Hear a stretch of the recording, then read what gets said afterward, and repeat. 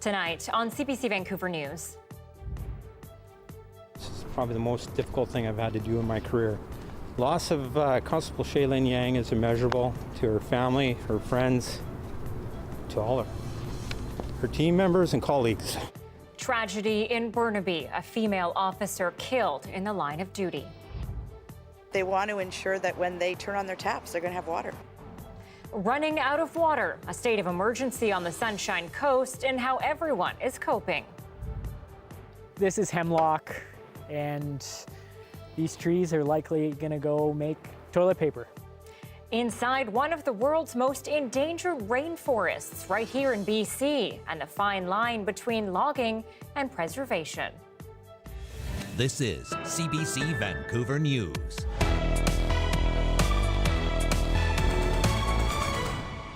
Good evening and thanks for joining us. I'm Anita Bathe. We begin tonight with the killing of an RCMP officer in Burnaby. Constable Shaylin Yang was stabbed while on duty this morning. As Lindsay Duncombe tells us, she worked with a mental health and outreach team. Shortly before noon, police, dozens of them, converged on this quiet neighborhood to a crime scene that claimed one of their own. Warren Mercier saw the victim on the ground. I just saw an officer run.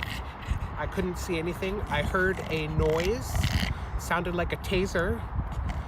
And when I crossed the road, I saw an officer and a man on the ground. She wasn't moving. The officer killed was Shaylin Yang, 3 years on the force, 31 years old, a wife, sister, and daughter. Constable Yang worked with our police mental health and homeless outreach team, where she was a valued member. She was compassionate and caring, and she brought those skills every day to her job, working with our community's most vulnerable, including those experiencing homelessness and mental health issues. This is the aftermath of the attack. Yang was working with a bylaw officer. The attack happened when they approached a tent in this park. We have a team that goes in and tries to discuss the issues with the people in the parks, try to recommend that they go to a shelter, introduce them to the people who look after shelters in Burnaby. Unfortunately, given the number of homeless in the Lower Mainland, well, probably across Canada, that just means you're moving them 500 yards down the street. Politicians are among those shaken by the loss. This is absolutely a tragic and horrific situation. It's actually very close to where my wife and I live in Burnaby, and it's a tragic loss. The friends, the family, the loved ones of the fallen officer, I can't imagine the pain that they're going through right now. The Prime Minister tweeted condolences, saying he is incredibly saddened. Police say the suspect was shot and is in hospital. The shooting will be investigated because officers are involved. Lindsay Duncombe, CBC News, Vancouver. The CBC's Saurabh Sandhu has been at the scene in Burnaby for most of the day. And Saurabh, now you're at the RCMP headquarters there where that news conference was being held just over an hour ago. Really a very somber and emotional time. Yes, Anita, a lot of painful faces seeing today. As we heard from the BC RCMP head earlier today, Burnaby detachment head, he says Constable Yang was committed, very committed to the most vulnerable people in the society. As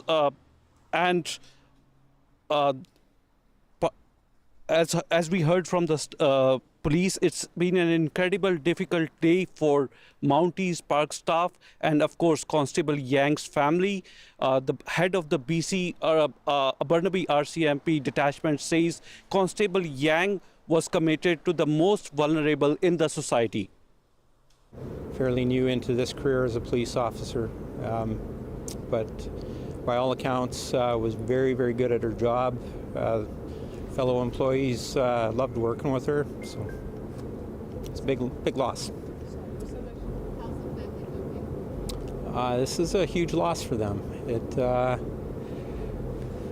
probably just as you imagine it. It's to have somebody suddenly taken away from you is it's a big deal.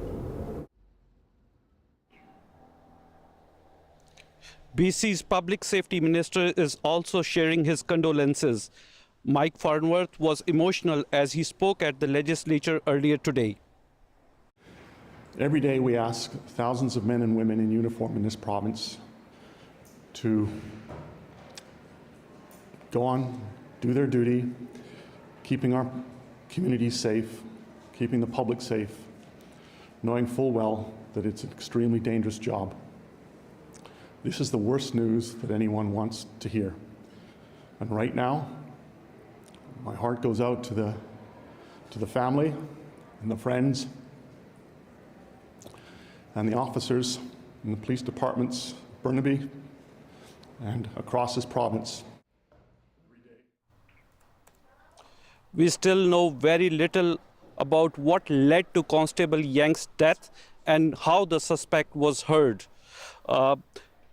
At currently, homicide investigators and BC Police Watchdog are involved in the investigation.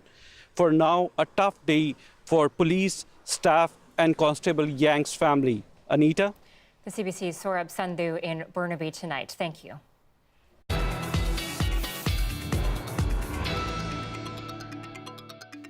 Moving on now to the historic drought that has forced the Sunshine Coast to declare a state of emergency. The water supply for parts of the region is only guaranteed to last until early November.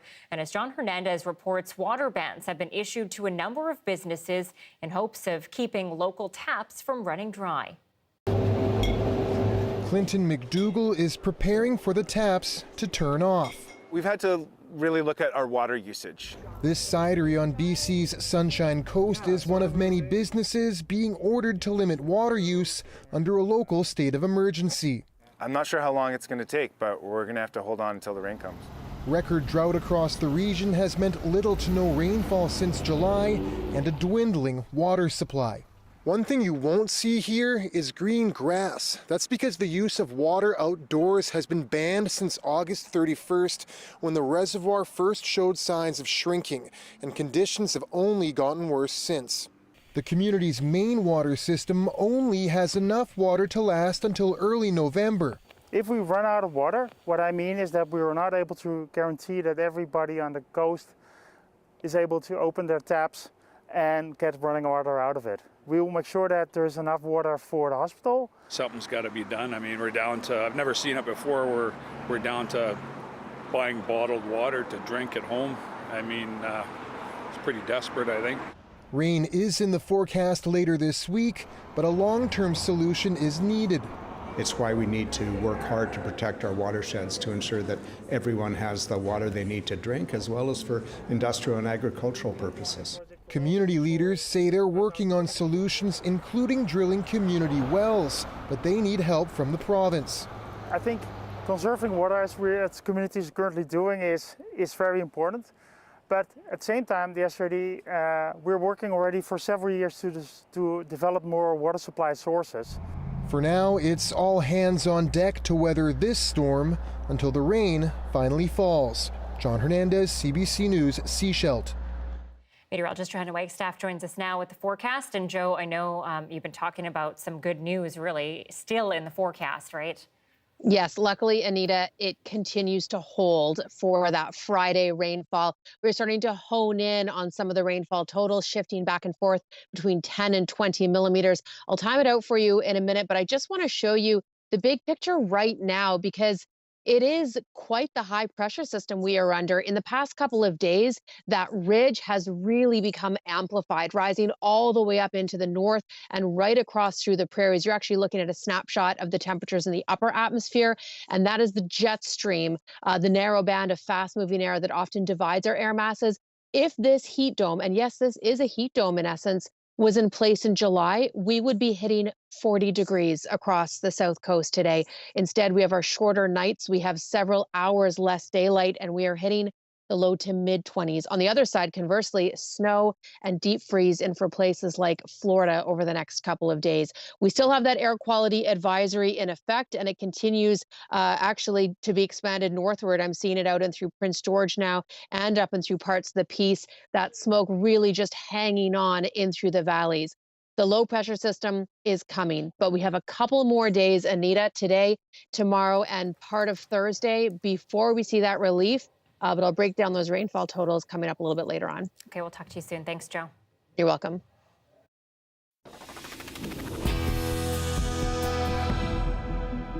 The BC RCMP has announced Canada's top 25 most wanted fugitives.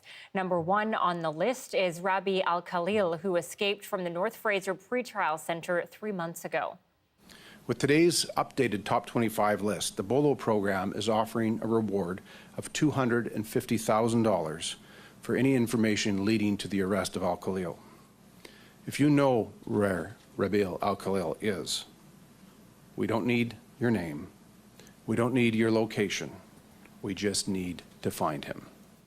The full list of suspects can be found on the BOLO program website. If you see any of the top 25 suspects, do not approach them. They could be armed and dangerous.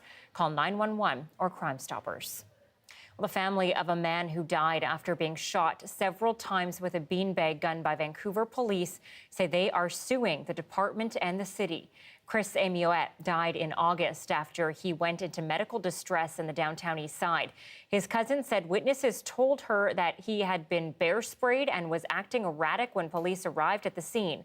Vancouver police said a beanbag gun was used on him after he was taken into custody. The 42-year-old from Winnipeg was in Vancouver visiting one of his 7 children. The IIO, that's the Independent Investigations Office, has been investigating the death.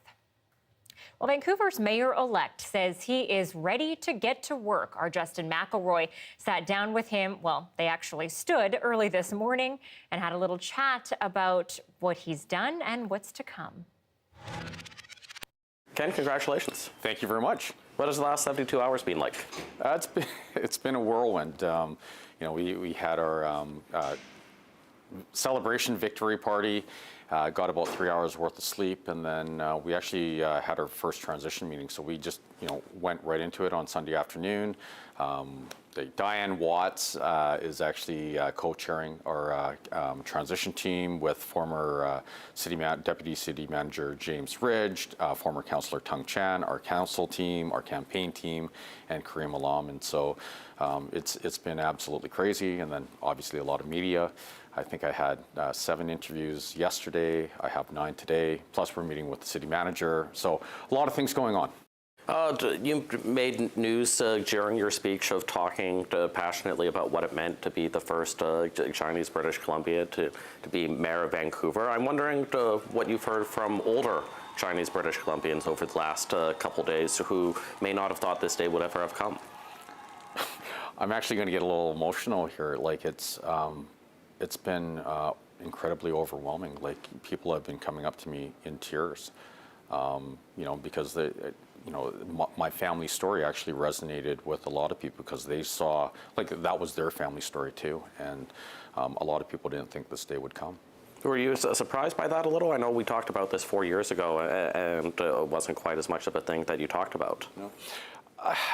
Am I surprised? A little bit, but I remember when I was putting the speech together in the hopes of winning this thing, I think I cried the first 10 times I went through it. Like I was just hit with a lot of emotion. It wasn't about me. I was just thinking of my parents and their journey, and it was a crazy feeling. So no, I'm not surprised in hindsight.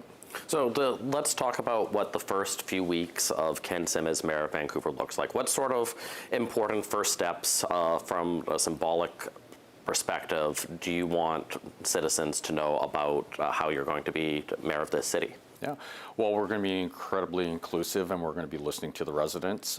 Super happy that we have an amazing team of councillors that are going to be leading the charge as well. And there shouldn't be any surprises. We ran on a 94-point platform that the residents of Vancouver overwhelmingly endorsed. And so that basically will serve as a 4-year roadmap to the major substantive things that we're going to be doing. 94 points, but you can only do a few of them in those first couple months, especially in the first budget, which comes your way, within a month of becoming mayor. So what are some of those first priorities that people are going to see? Yeah, the 2 big ones that we talked about during the campaign is One, hiring 100 additional police officers and 100 mental health nurses to, have a more empathetic and effective way of dealing with some of the challenges that we have on our streets right now. And then two, speeding up the permitting process, because it doesn't matter what we do with rezoning or approving. Like if our projects, our housing projects, are stuck in permitting hell, so to speak, and we're waiting 6 to 12 years for social housing or a foreign market condo building, we're not going to make any progress on housing whatsoever. So we're going to be speeding up the process. There's a provincial NDP government that oftentimes, when they're under the hot seat, they say there was 16 years of a previous government. It takes time to change things. At what point should Vancouverites start holding you accountable? It's not day one, of course, but for making concrete action on housing affordability, on homelessness, and all these critical issues? Well, day one. Look, we're not talking about the past. The past is over. We can't change the past. And so, I'm holding myself accountable. Our councillors are holding themselves accountable. Now, I want people to understand this stuff will take time, especially on the housing front, and we will have some false starts and we will make mistakes along the way, but hold us accountable now, because at the end of the day, we still have our challenges, be it public safety or housing attainability, and these are the challenges that we want to solve. You talked in one debate about the Toyota method. You're a systems guy. I guess what's interesting about City Hall from that perspective for you as you start sinking your teeth into this? Well, you can, just from the outside looking on in, there's a lot of opportunity. And so I think, based on what we've seen, we have amazing people at the City of Vancouver that are working in a broken system. And so we just have to improve the system, and it'll make things go a lot faster, and it'll actually create an even better environment for our team members at the city. And, the goal at the City of Vancouver, we want the City of Vancouver to be a best employer. So, we will win the recruiting wars. When people are looking at a place to, work, they'll actually think of the City of Vancouver. And so we're excited about the opportunity. Is Vancouver a fun enough city the way it is right now? What are you going to do, or what do you think can be done to improve that? Well, I don't want to throw Vancouver under the bus. It's a city I love. I think it's an incredible place. But no, we have a lot of work to do on the fun file. And so that's exactly what we're going to do, be it the Granville Entertainment District, Gastown, Yaletown, Chinatown. We already have a bunch of individuals in the community that are giving us great ideas on what we should be implementing. And we look forward to making Vancouver a lot more fun. They are rare rainforests in the interior of our province, and they're under threat. How that's sparking conversation and change in the forestry industry. We take you to Revelstoke next.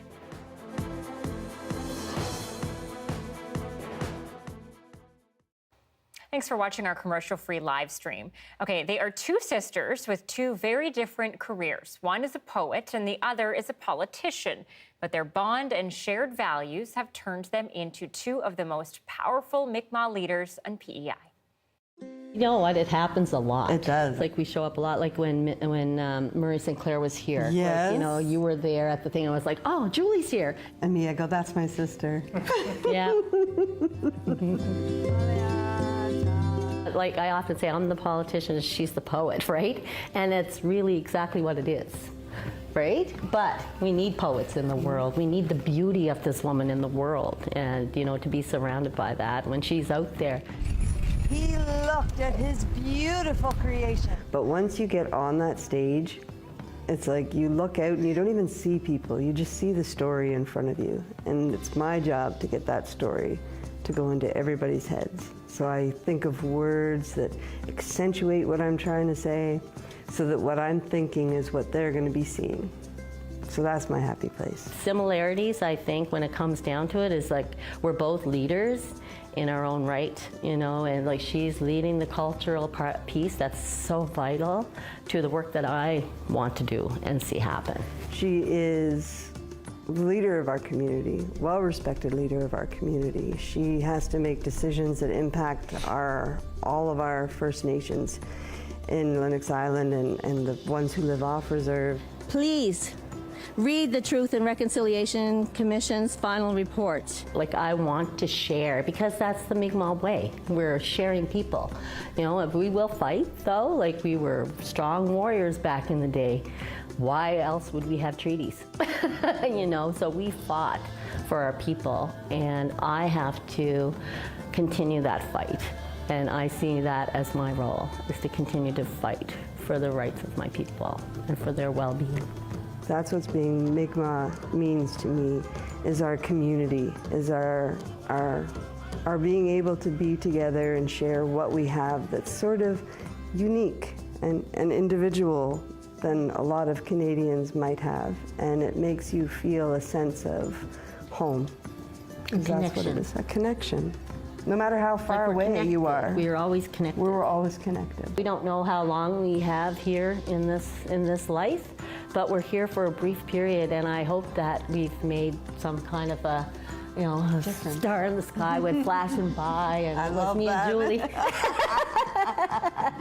Julie. two of them crossed together. And just Yeah. going. Yeah.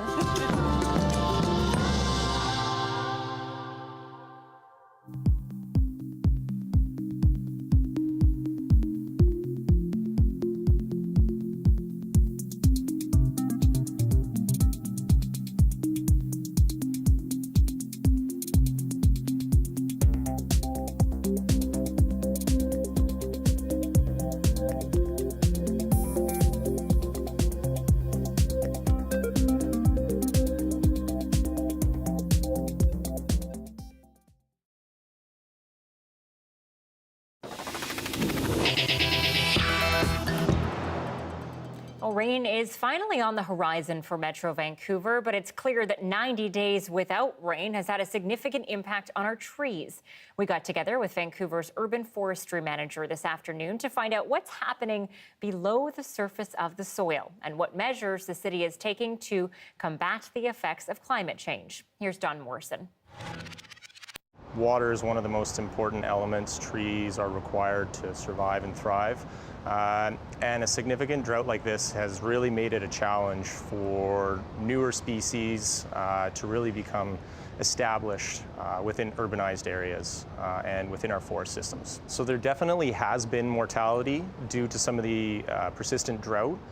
The problem is it's a challenge to actually see when it's attributed specifically to drought or if it's been from previous sort of summers where we've had long periods, again, of drought, or the heat dome, or the significant winter that we also had last year.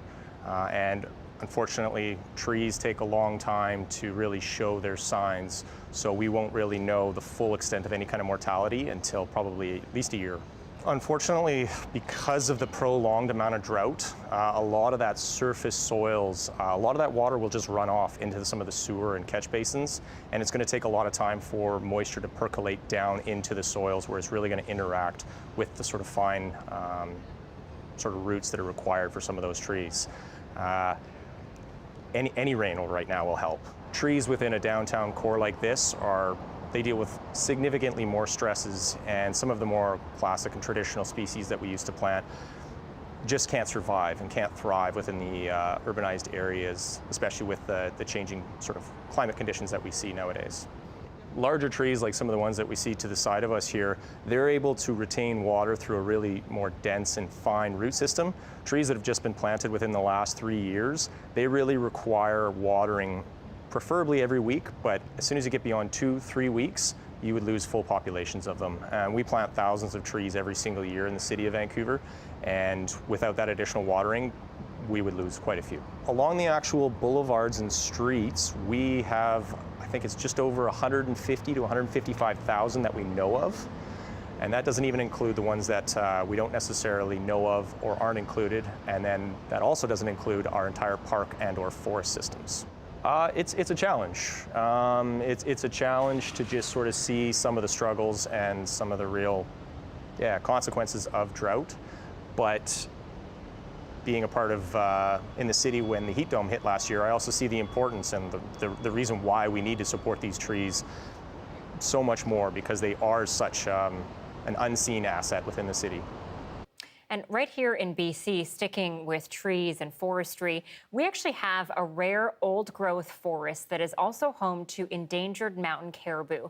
Saving the rainforests might actually help keep the herd alive, but as Camille Vernet reports, trying to find a balance between logging and preservation is not easy. Across Revelstoke Lake, in the interior of the province, a rare ecosystem remains, a rainforest, more than 1,000 years old. This inland temperate rainforest, which extends from Nelson, BC up to Prince George, is unique in the world. It's like the Amazon of the north. On the coast, we have huge old-growth trees like at Fairy Creek, which is in the media, but these forests are often forgotten.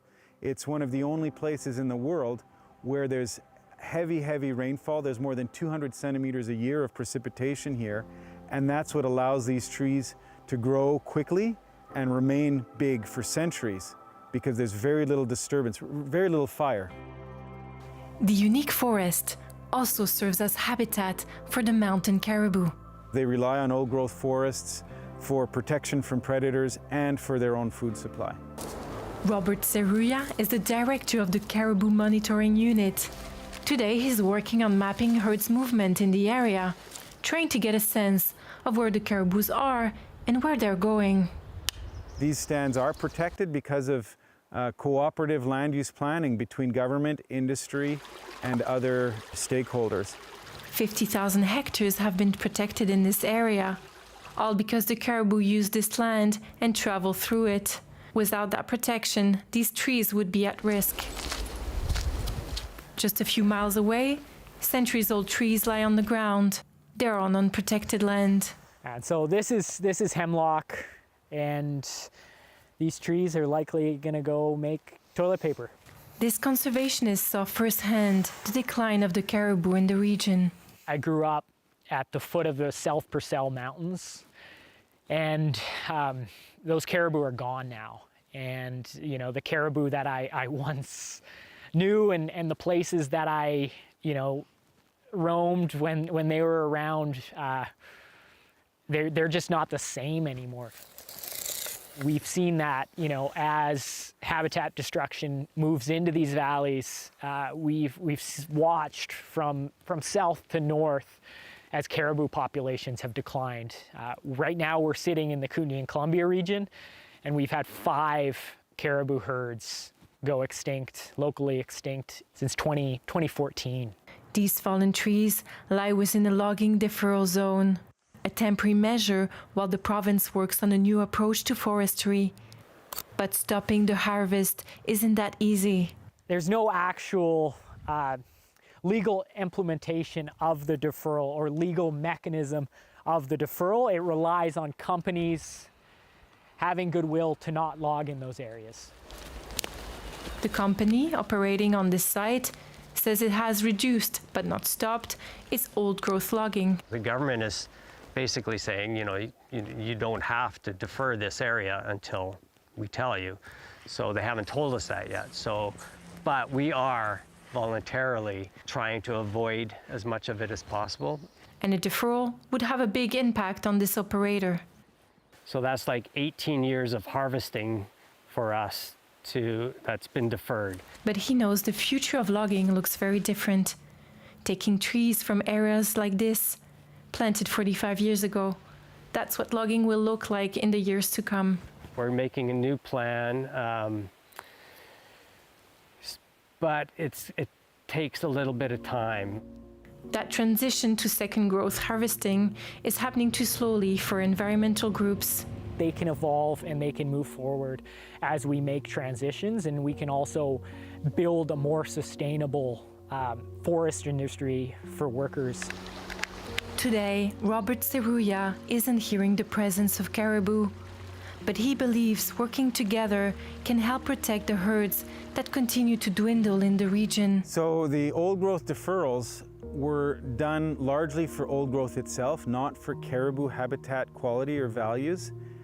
My suggestion would have been to integrate the two teams, the old growth team and the caribou team, to try and get some win-wins. Camille Vernet, Radio-Canada, Revelstoke. She took off her hijab to climb a wall. Now, an Iranian athlete has quietly returned to Tehran. The bold move in South Korea is next.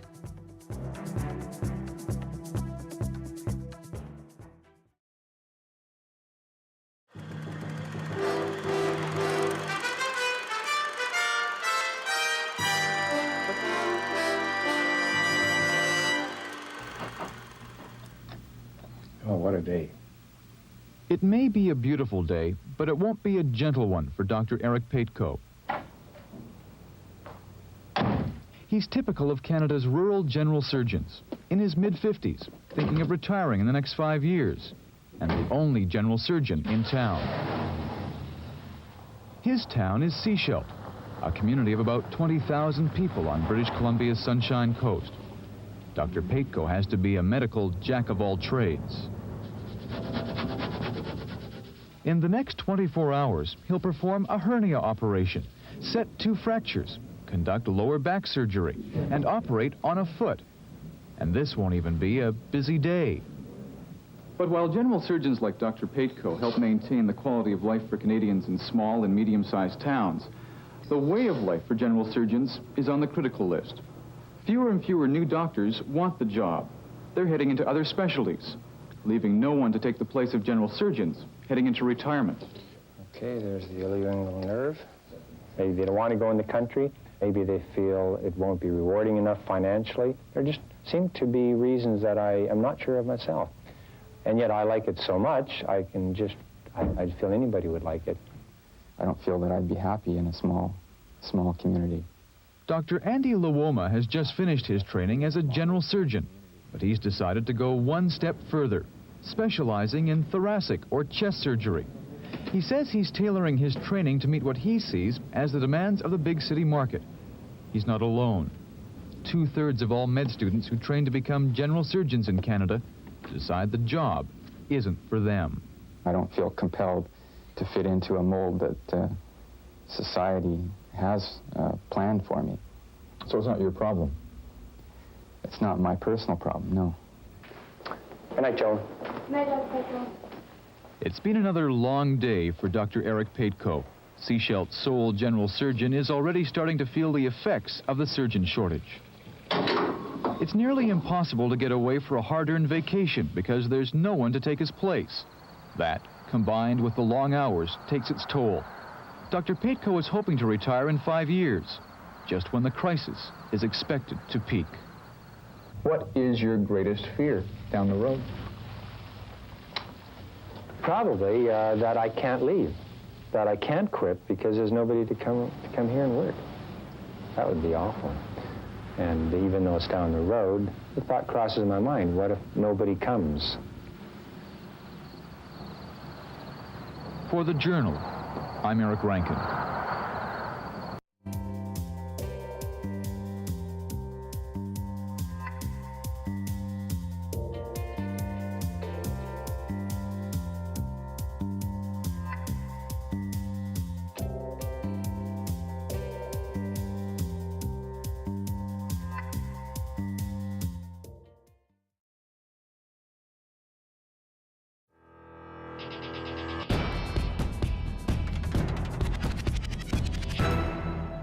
An update now to our top story tonight. The RCMP has released a photo of the Burnaby Mountie killed on the job today.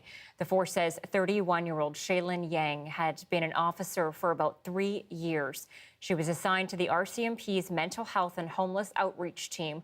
Police say she was with a Burnaby Parks Department worker when she was stabbed and killed this afternoon. Mounties say a suspect was later shot is in hospital with life-threatening injuries.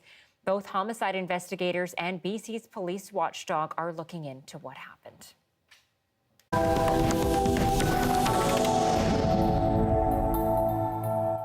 There's growing concern about the safety of an Iranian female athlete. Elnaz Rekabi caught global attention for not wearing the mandatory headscarf at a recent international climbing competition. Many saw that as a political act, which she now denies. But as Ethel Musa explains, some fear the Iranian regime is trying to make an example of her. Ladies and gentlemen, 결승이 펼쳐지고 있습니다. This is Iranian rock climber Elnaz Rakabi at a competition in South Korea on Sunday. In the video now shared around the world, Rakabi is climbing without a hijab. It's also the last time she was seen. Elnaz Rakabi is under threat right now. We are worried for her safety. The absence of Rakabi's hijab was celebrated as a gesture of solidarity as protests in Iran continue. A month after the death of a young woman in the custody of Iran's so-called morality police over claims she wore her head covering incorrectly. A post on Rakabi's Instagram account Tuesday said her hijab fell off by accident and that she was flying back to Iran as scheduled. But some question whether she actually wrote the post. She practiced her civil disobedience, and now the Islamic Republic actually made her to do false confession. 2 years ago, another high-profile case. International Iranian chess referee Shohreh Bayat said she was urged by Iranian officials to write a public apology and praise the regime on Instagram after wearing a hijab loosely at an international tournament. But she refused. I couldn't do the things that they were asking me because it was against what I believe, and it's against what the Iranian people also believe. Fearing arrest, Bayat claimed asylum in the United Kingdom.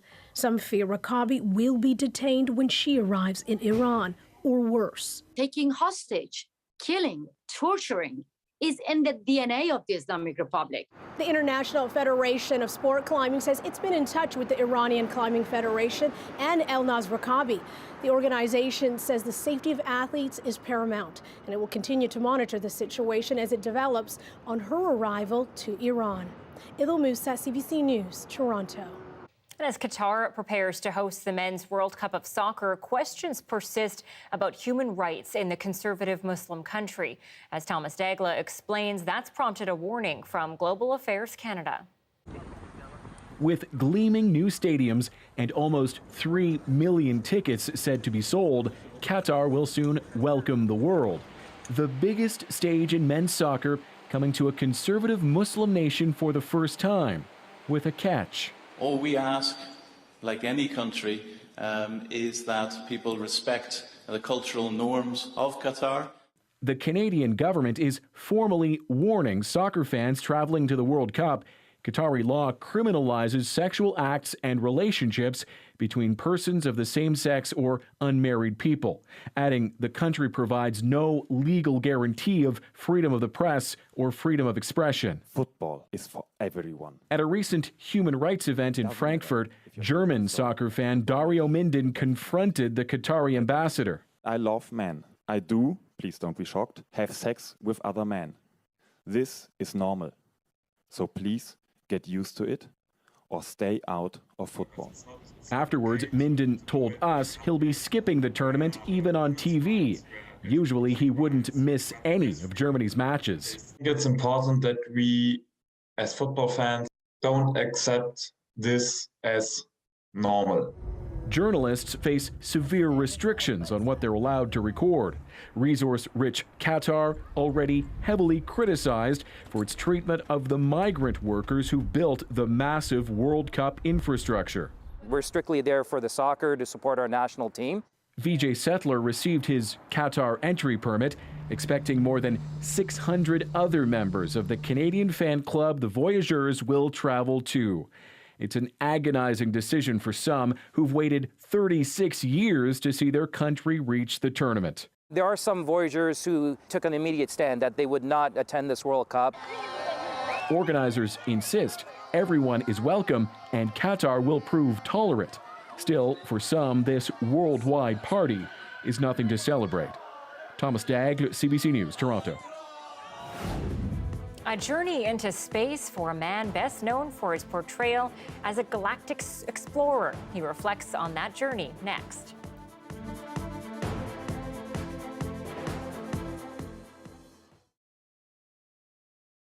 I don't know about you, but every time I go and buy tickets for a big concert, they're always crazy expensive. So why is that? This is Can Explains Concert Ticket Prices. all the top artists from Blackpink to Harry Styles have millions of fans, which means the demand for tickets is going to be higher than the supply. There are few seats available and a lot of people want to go. So it's no wonder the tickets sell out, right? Except a lot of those sold out tickets are resold on what is called the secondary market, and they are listed for way more than what they were originally sold for. The secondary market is also known as the resale market. It's second to the primary market, where tickets are first put up for sale. On the primary market, artists and their team set the ticket prices. They get that money, and ticket selling platforms get paid through fees. The secondary market is where tickets are resold, and whoever's reselling them sets the prices. So who is reselling tickets at crazy prices? Studies show that professional resellers make up most of the secondary market. Unlike fans who might have changed their mind or can no longer go, the pros were never planning on going to the concert. They're not the true fan who just want to make money. Pros use bots to buy up lots of tickets way faster than regular fans can. Then they turn around and sell them for a profit. Plus, the original artist doesn't get a cut. Well, most of the time. More on that in a bit. The big winners are the resellers and the platforms they resell on. The results speak for themselves. So, what can be done? One possible solution, artists could charge higher prices at the start. This would make reselling less worth it. But artists don't want to jack their prices up for a variety of reasons. They genuinely want their fans to be able to afford to come see them. They also want to uphold their image, and charging thousands of dollars for their tickets isn't super popular with the public. That's why this next bit might shock you. Some artists have been accused of holding back tickets to sell on the resale market first. That way, the artist and their team can benefit from the high prices without the public fallout, unless they're caught. Well, it might feel like we need to see our favorite artists live. The fact is, concerts are a luxury item, and not every fan is going to be able to attend. For me, I'm already saving up for Taylor Swift's next tour. Fingers crossed I beat out the bots. That's it for Can Explains. I'm Abigail Dove, and I'll see you later.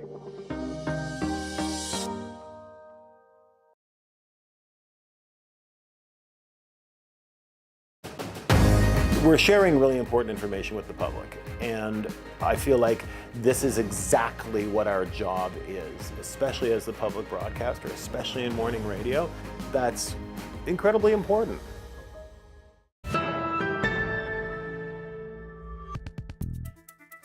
After days of severe flooding, Southeast Australia is bracing for another onslaught as more heavy rains begin to move in. We are living in very dangerous times in the days and weeks ahead. This is what parts of Melbourne look like this week. Officials say 34,000 homes across the region could end up like this. A flood emergency remains in effect across Southeast Australia and Tasmania as rivers and streams overflow with heavy rain. Okay, climate change is having an impact on all Canadians, but in the north, those effects are amplified. Tonight, we take you to the small community of Fort Chipewyan in northern Alberta, where the landscape has been altered by industry and climate change. I think it's time we stopped and start thinking about things. And not for us. When we're gone, this world's still going to be here, but our children are going to be here. And they're the ones that are going to suffer the ill effects of our actions. You know, it may be too late already, but I mean, at least we should try. Yeah. Robert Granjam navigates the waters of the Peace Athabasca Delta easily. So the darker the water, the more reflection of the sun, the warmer the water is. These are his highways. He grew up hunting and fishing here, and he's seen how the land has changed. Yeah, the last couple of years I noticed the wind is getting really, really strong, and more often. never used to be like that. Today, he's heading to Jackfish, about 90 minutes south of Fort Chipewyan, for the annual fish camp. Really rough out there. Good morning. Humpback, blister. We have the scientists here. So fat content is some too. We have the land users here. I just cut the fillet off. I don't bother the stomach. Yeah, we needed to sample 100 from all the other locations. And they're going to work together to assess the overall health of the fish. And I was like, whoa, steps I'm getting in. Lori Cyprian is one of the organizers behind this year's event. The people of the communities, they've been seeing this forever, right? So the scientists are starting to see it as well now, so we're trying to talk their language. We've also been sampling for hydrocarbons in the fish themselves. And so Data analyst Caroline Bamfield is one of the scientists working with the community. She gathers samples to send back to the lab. We're looking at the shape and size of the fish and if they have enough fat and if they are producing enough eggs. We look at the livers to see how big they are and how much energy they're putting into the livers, and that gives us a sense as to whether the fish are stressed or whether they're subject to toxins in the environment. Just I wonder what my dad would have said about this process. While the camp is focused on fish, changes to the Delta are top of mind. Thank you, sir. We have the hard truth data right here. It's not a fishing story anymore.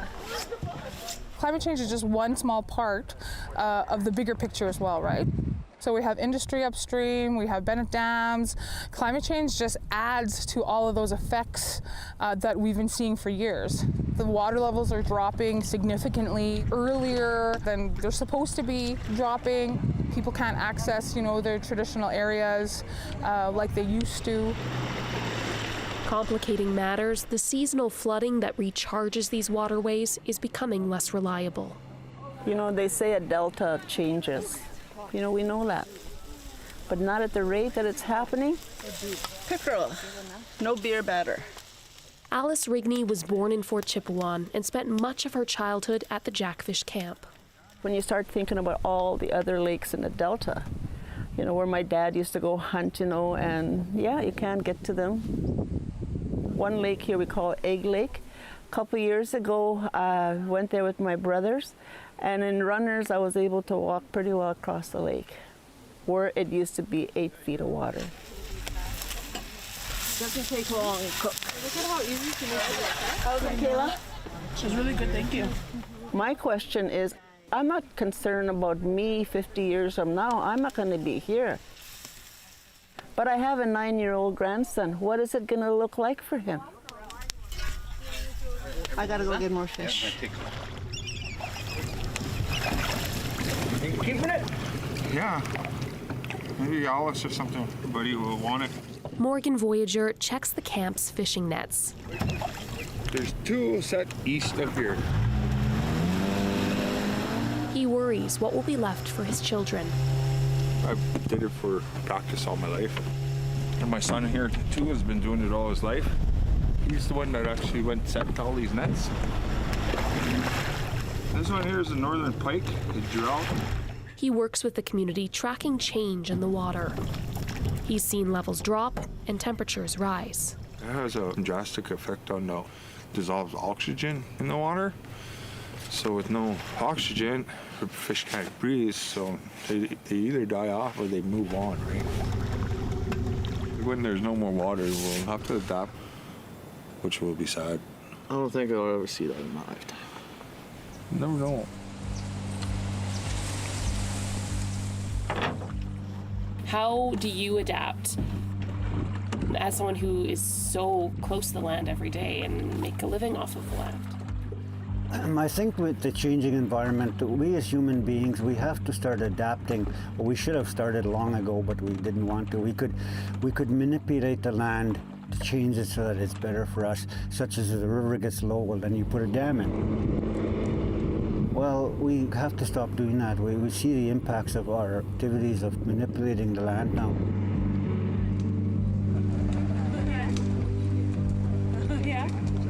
Elders and community members alike say they expect more changes to come, but they hope that events like the Jackfish Camp will continue to build bridges between scientific and Indigenous communities, better preparing both for the future impacts of climate change. Christy Kleimenhage, CBC News, Fort Chipewyan, Alberta. Let's bring in meteorologist Johanna Wagstaffe now. And Joe, I know you've been eagerly waiting to see that piece from Christy. What's your takeaway? Yeah, it's amazing just how we see the rising temperatures, you know, through all regions of Canada, but the individual impacts to communities are so different. And it's that crossover between Western knowledge and the importance of including Indigenous knowledge and Indigenous storytelling. Yeah, I was really looking forward to that piece from Chrissy. I know she's doing more great work in the prairies. We are seeing those impacts, of course, Anita, as we've been mentioning all week, in so many different ways with our current drought and extended what really is a fall heat wave. I want to show you the temperatures right now. The difference between this happening this time of the year is that the temperatures drop pretty dramatically when the sun sets. I've added a jacket, 14 right now in YVR, 11 out towards Princeton.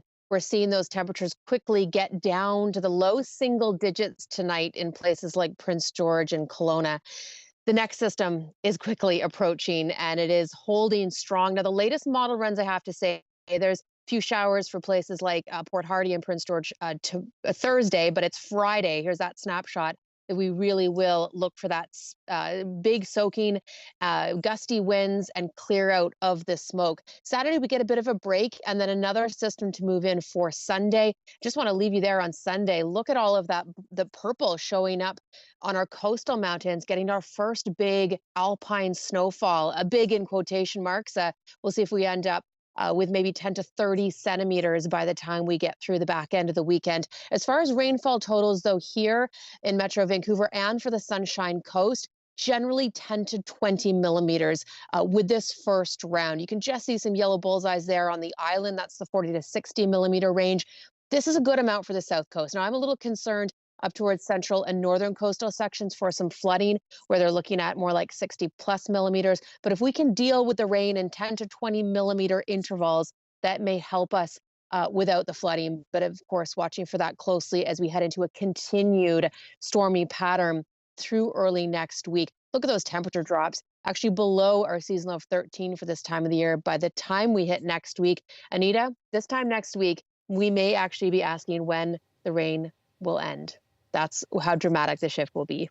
Wow. Well, I guess we'll take that. I also I should just tell you, Joe, our producer Matthew said that the air quality in Abbotsford right now is 337. Vancouver, it's 160. So you can really see, I guess, how much worse it is out there and the further east you go. Yeah, exactly. The valley is socked in. Looking to see some of those air quality numbers again tomorrow, Anita. Thanks, Joe. You're welcome. Well, it's been 1 year since William Shatner hitched a ride on a rocket ship bound for space. The 91-year-old actor, famous for portraying Captain Kirk, says that seeing Earth from space was transformational. The CBC's Tom Power spoke with Shatner about that experience and his newfound reverence for the planet. I think the ending of my life is going to be me trying to bring attention to global warming, more so, make my contribution. And what I saw up there with how unfriendly space looked and how warm and nourishing the Earth looked, instead of saying, oh, wow, life, I must have gone, because I didn't realize it until hours after I had landed, I must have gone, my God, it's all dying. It's all dying. All this gorgeous thing, this beautiful Earth, it's taken 5 billion years to evolve, and it's dying. When the spaceship lands... Oh, I love that term. Say it again. When the spaceship lands, you are taken by the fragility of a world that you got to see from a very rare perspective. That's exactly right. Mankind has the possibility of renewing the stuff that mankind has snuffed out. So I know something about the fragility of the Earth. and I could see it more clearly from space. And rather than thinking death, life, I was mourning. I realized I was in grief for this, the beauty of the earth that I worship. Picking a greeting card is never simple, but when there are no options, it's even harder. After the break, how one woman is filling the gap for a special holiday.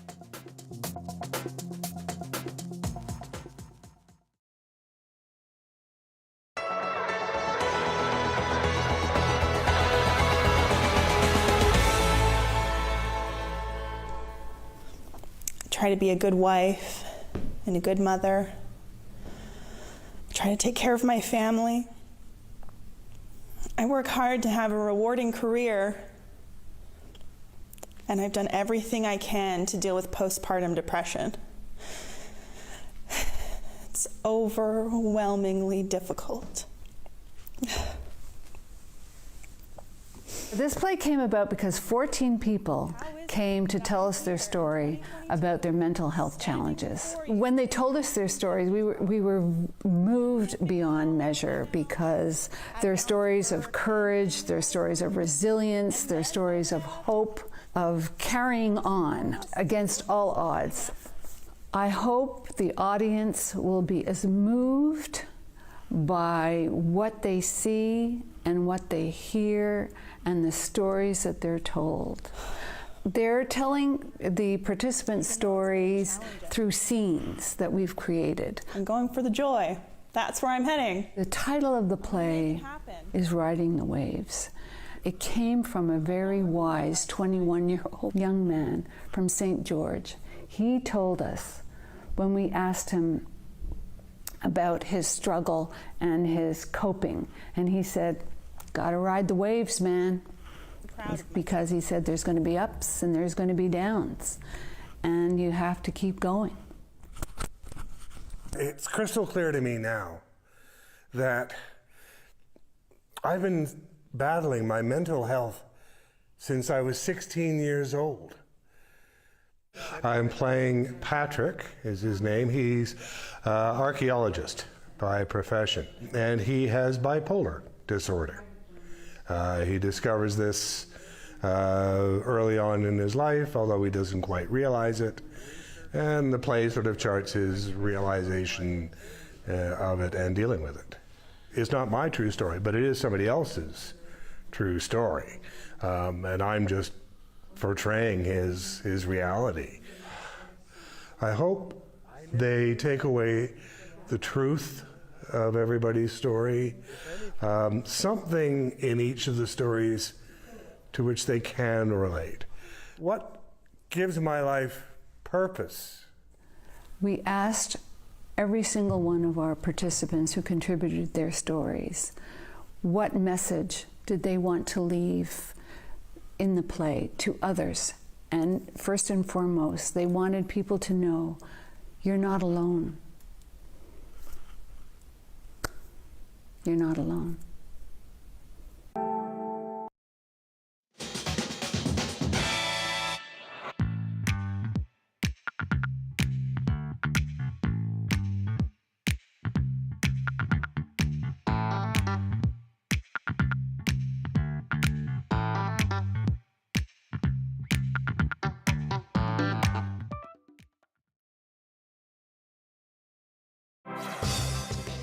Hi, I'm Amy Bell, and here's what's in your CBC Vancouver inbox.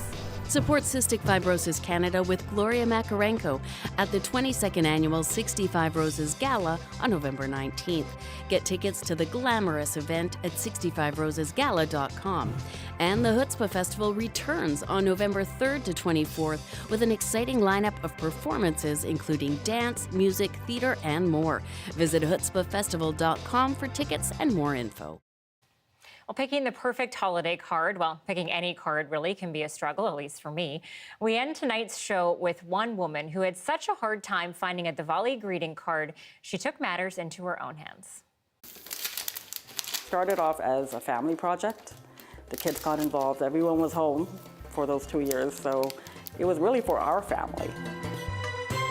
We couldn't find any Diwali card on the market, which was very surprising for us. I remember just saying to my husband, like, I can't believe this. There's so many South Asian people and there's nothing.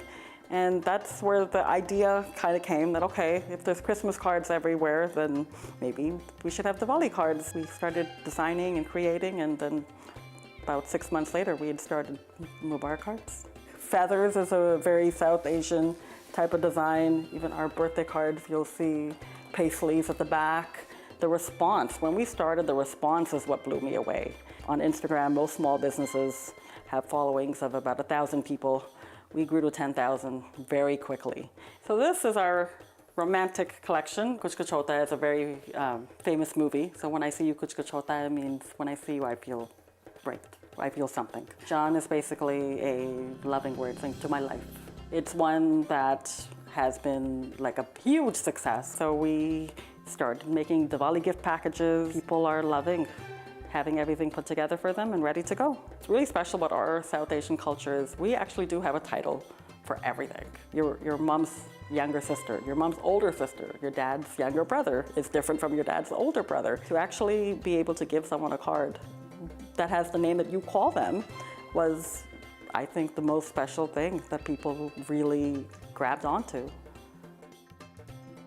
So great to see this. And a colleague the other day actually saw Diwali items at some of the major big box stores here in Vancouver. So we've got a long way to go, but we are coming along for many holidays representing various ethnicities in this diverse province we live in. Thanks so much for watching tonight. See you tomorrow.